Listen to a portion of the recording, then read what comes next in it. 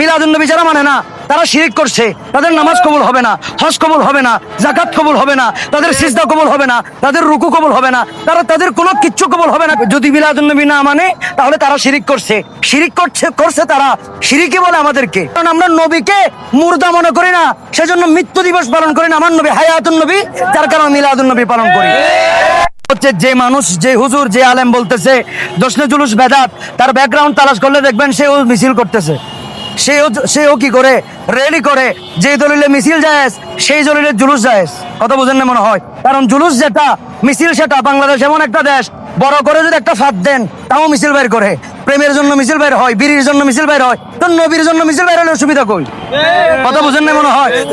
আমাদের চট্টগ্রামের মধ্যে কিছুদিন আগে আমাদের প্রধানমন্ত্রী আসছে, আমাদের অন্য আকিদার ভাইরা যারা বাধা দিছে ওরা প্রধানমন্ত্রীকে পেয়ে অনেক খুশি। তো প্রধানমন্ত্রী পেয়ে কি যদি খুশি হওয়া যায়, যিনি কায়নাতের প্রধানমন্ত্রী রহমতুল্লাহ আলামিন নবী, ওনাকে পেয়ে খুশি হলে যদি বাধা দেয়, তাহলে এর চাইতে বড় বোকামি পৃথিবীতে আর কিছু হতে পারে না। আল্লাহ বলতেছে রহমতুল্লাহ আলামিন নবীকে পেয়ে ফালিয়াফরাহু, তোমরা খুশি উদযাপন করো। তার মানে নবীকে পেয়ে খুশি হওয়ার জন্য, জুলুস করার জন্য, আনন্দ উদ্ভাসিত হওয়ার জন্য আল্লাহ আমাদেরকে নিজেই বলছে। আমরা মোল্লা কি বলতেছে সেটা শোনার দরকার নাই, আল্লাহ কি বলতেছে সেটা শুনি। আসসালামু আলাইকুম রহমতুল্লাহ বারকাতুহু। আমি ধন্যবাদ জানাচ্ছি মিডিয়ার ভাইদেরকে। দেখেন, এখানে জশ্নে জুলুসের মধ্যে বাধা দেওয়ার দরকার আছে বলে আমি মনে করি না।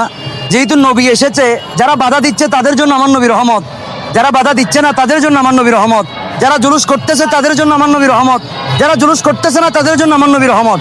এখন কথা হচ্ছে, নবী রহমতুল্লাহ আলামিন নবী আসছে, খুশি হতে না পারা, জুলুস করতে না পারা, সেটা আমাদের ব্যর্থতা। আর কেউ যদি বাধা দেয়, এর মতো বুখা পৃথিবীতে আর কেউ না। কারণ আপনি বাধা কিস জন্য দিচ্ছেন?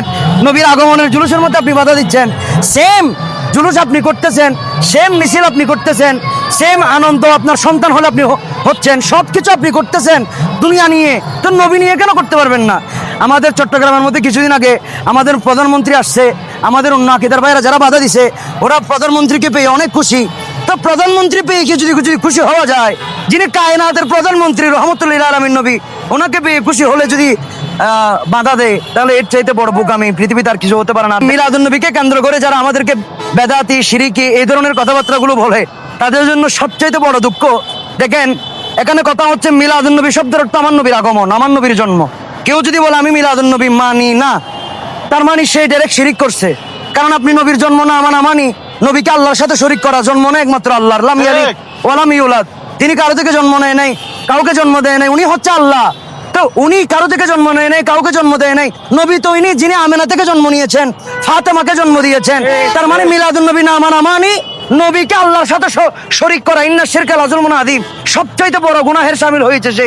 শিরিক করে মিলাদুন নবী যারা মানে না তারা শিরিক করছে, তাদের নামাজ কবুল হবে না, হজ কবুল হবে না, যাকাত কবুল হবে না, তাদের সিজদা কবুল হবে না, তাদের রুকু কবুল হবে না, তাদের কোনো কিচ্ছু কবুল হবে না। কেন? আমার নবীর যদি জন্ম না হয়, নামাজ কোত্থেকে পাইতেন, হজ কোত্থেকে পাইতেন, যাকাত কোত্থেকে পাইতেন? পৃথিবীর মধ্যে যত ইবাদত হয়েছে নবীর আগমনের কারণে হয়েছে। তো নবীর জন্ম মিলাদুন নবী যদি না মানেন, তো কিসের ইবাদত করতেছেন আপনি? যদি মিলাদুন নবী না মানে তাহলে তারা শিরিক করছে তারা, শিরিকই বলে আমাদেরকে। সেজন্য আমরা সুন্নি ভাইয়েরা যারা আছি, আমাদের থেকে সতর্ক থাকতে হবে। আমরা মিলাদুন নবী পালন করার মাধ্যমে শিরিক করি না, আমরা নবীর সাথে ফিরিত করি। আর যারা মিলাদুন নবী পালন করে না, তারা মূলত আমাদেরকে বলে আমরা শিরিক করি। আমরা শিরিক করি না, মূলত তারাই শিরিক করে। কথা বলেন ঠিক কি না? এটাই হচ্ছে চরম বাস্তবতা। নবী আজকের দিনে পৃথিবী থেকে চলে গেছে, তাহলে সুখ কেন পালন করবে না? যদি আনন্দ করতে পারে, সুখ কেন পালন করবে না? খুবই গুরুত্বপূর্ণ একটা প্রশ্ন। অনেক ভাইদের প্রশ্ন থাকে হচ্ছে কি, একই দিনে 12ই রবিউল আউয়াল রাসূলের জন্ম, একই দিনে 12ই রবিউল আউয়াল রাসূলের মৃত্যু পর্দা করেছেন রাসূল পাক সাল্লাল্লাহু আলাইহি ওয়াসাল্লাম। মনে রাখবেন, আল আম্বিয়া ওয়া আহইয়াউন ফি কুবুরিহিম ইউসাল্লুন। আমরা হাদিস শরীফ থেকে স্পষ্ট হয়েছি, প্রতিটা নবীগণ রওজার ভিতরে জিন্দা, সশরীরে জিন্দা, নামাজরত অবস্থায় আছে। ওয়া ইউরযাকুন, এবং তারা কবরের ভিতরে তাদের জন্য আমার আল্লাহ রিজিকের ব্যবস্থা করে। তাহলে আমরা হাদিসের মাধ্যমে প্রমাণ পেয়েছি নবীগণ জিন্দা। আচ্ছা, আপনারা বলেন, যদি আমরা সবাই যদি মারা যায়, আমাদের জানাজা হয় কি হয় না? তো নবীর জানাজা হয়েছে নি? নবীর জানাজার ইমামতি কে করছে? কেউ করছে নবীর জানাজা, তো মোল্লারা ইমামতি করবে। আমরা মনে করি আমার নবী হায়াতুন নবী, জিন্দা নবী, আমার নবীর জানাজা হয় নাই। আমার নবী যে ঘরে ঘুমাইতো সে ঘরে এখন শায়িত আছে, জাস্ট এতটুকু পার্থক্য। আমার নবী জিন্দা মনে করি আমরা, আমাদের কবরের ভিতরে নবী আসবে, 3 নম্বর প্রশ্নের মধ্যে নবী থাকবে।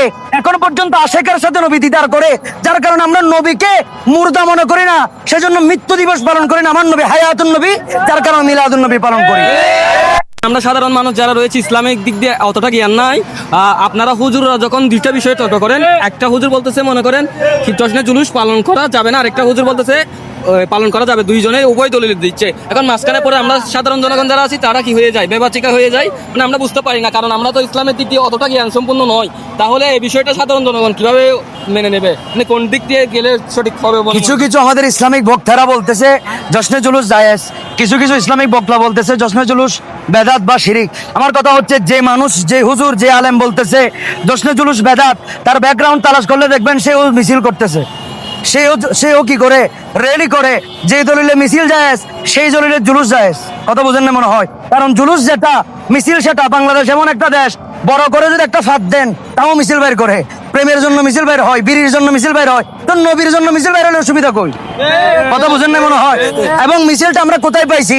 আমার নবী যখন মক্কা থেকে মদিনায় আসছে হিজরত করে, ওই মদিনার মুসলমানরা আমার নবীকে তলা আল বদর হইলেই না মিনসানিয়াতিল ওয়াদাই, এভাবে নাত রাসূলের মাধ্যমে আমার নবীকে স্বাগতম জানিয়েছেন, জুলুসের মাধ্যমে আমার নবীকে স্বাগতম জানিয়েছেন। তার পাশাপাশি সূরা ইউনূসের মধ্যে আল্লাহ বলছেন, কুল বিফাদলিল্লাহি ওয়া বিরহমাতিহি ফাবিযালিকা ফালিয়াফরাহু হুয়া খায়রুম মিম্মা ইয়াজমাউন। আমার আল্লাহ নবীজিকে বলতেছেন, হে নবী আপনি বলেন তারা যেন ফদল এবং রহমত পেয়ে, ফদল মানি কোরআন, ফদল মানি আল্লাহর অনুগ্রহ, আর রহমত মানি ওয়া মা আরসালনাকা ইল্লা রাহমাতাল লিল আলামিন। তা আল্লাহ বলতেছে রহমাতুল লিল আলামিন নবীকে পেয়ে ফালিয়াফরাহু, তোমরা খুশি উদযাপন করো।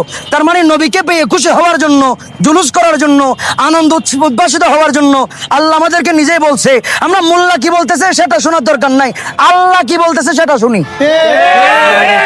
যারা এই প্রশ্ন করে সুন্নিরা নামাজ না পড়ে এইসব মিলাদুন নবী নিয়ে ব্যস্ত থাকে, তাদেরকে আমি বলবো, খুব যদি আপনার থেকে যদি দেখতে ইচ্ছা হয় জামিয়ার মাঠের মধ্যে যান, আপনি নিজেও নামাজ পড়ার জন্য জায়গায় পাবেন না, নামাজের এত মুসল্লি।